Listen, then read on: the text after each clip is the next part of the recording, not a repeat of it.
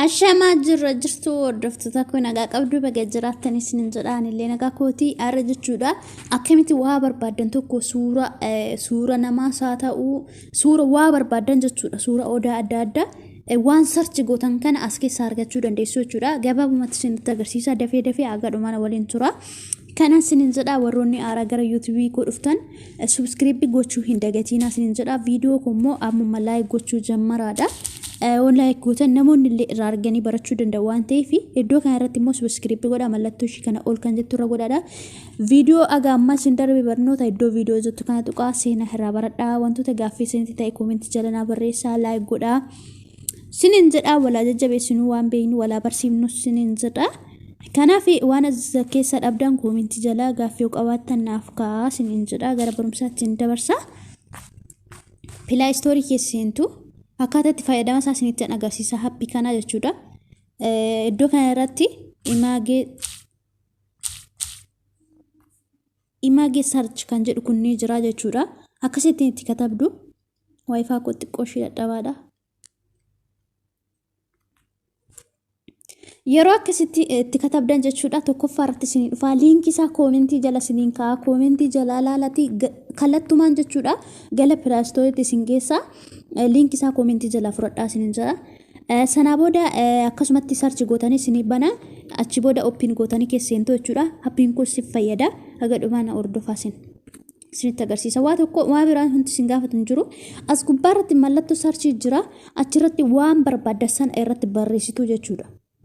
Achirra gadi tuqxu appiin kun tolumaa jechuudha maallaqa isin gaafatu waa biraa isin gaafatu akkasumatti keesseentu sana booda as gubbaa irratti waa barbaadan sana barreessitu jechuudha. Fakkeenyaaf odaa Oromoo haa jedhu odaa Oromoo yoo jettanii haala kanaan barreessitan jechuudha. Akkasitti isinii fida odaa sanarra ennaa akkasitti sarchii godhee isinii fidu suura odaa muluu isinii fida jechuudha. Akkuma argitan suurawwan odaa jechuudha. Haala kanaan isinii fida jechuudha. Odaa shanan Oromoos odaa Bisiil odaa Bultum kan jedhu kun ni jira jechuudha. Warroonni odaa hundaa adda hin baafne biyyootatti argaman wajjin illee haala kanaan suura odaa muluu isinii fida jechuudha. Akkuma argitan suuraalee hedduu as keessa argachuu dandeessu.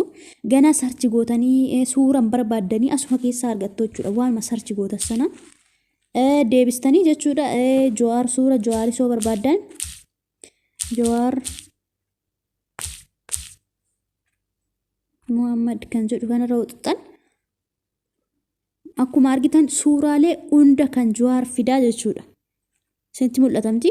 Haala kanaan waa barbaadan sana as gubbaarratti katabdu jechuudha.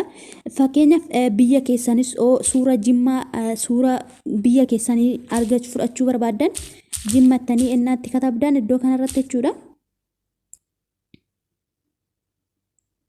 Jimma Abbaa Jifaar jira achirra yeroo gad tuqxan haala kanaan isinii fidaa jechuudha. Suuronni kun amma suura Jimma keessatti argamanii jechuudha. Kuni suura Jimma Abbaa Jifaarii kun akkasii jechuudha. Suura normaalis kan Jimmaa laaluu dandeessu jechuudha. Zimzadhee suuruma Jimma keessatti kaa'ames laaluu dandeessu. Akkasitti katabdan isinii baasaa Jimma kan jedhu ni jira.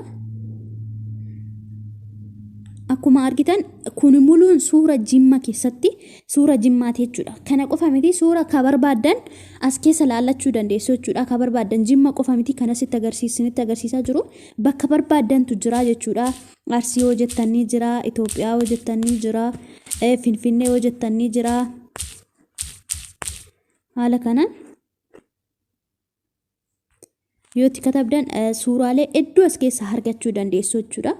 Akkuma argitan kun amma Finfinnee jechuudha.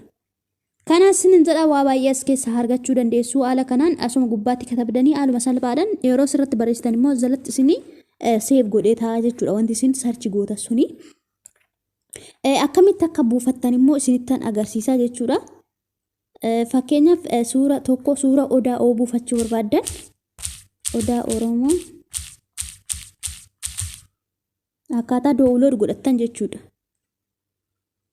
Fakkeenyaaf odaa tokko as keessaa yoo download godhachuu barbaadan asuma keessa irra gadi tuqxu sanaa booda iddoo mallattoon tun asirra jirti achirra tuqxu sanaa booda ganama galarii keessanitti save isinii ta'a jechuudha. Halluu wigootu Bakka gara galarii keessanitti seef isinii ta'a jechuudha. As keessaa kan barbaadan waan buufachuu barbaadan sana bakka xiyya tanarra xuxxu sana booda galarii keessatti seef isinii ta'a jechuudha. Haala kanaan itti fayyadamuu dandeessu. Liinkii isaa koomentii jala isiniin ta'a. Seenaatti fayyadamaa isiniin jedha.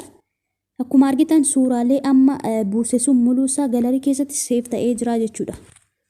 Akkatuma salphaadhaan suura otoo hin barbaadiin, otoo fiibiirra hin barbaadiin, otoo appilikeeshinoota tokko irra deemtanii hin barbaadin jechuudha. Suura biyya keessanis suura barbaadanis as gubbaarraa buufachuu dandeessu jechuudha. Kana fakkaataa akkasiniif galu abdiin qabaa, akka irraa barattanis abdiin qabaa. Laayik godhaa, sheer godhaa, gaaffii qabaattan koomentii godhaa. Aga viidiyoo biraatiin walitti deebinutti turtii gaarii qabaadha.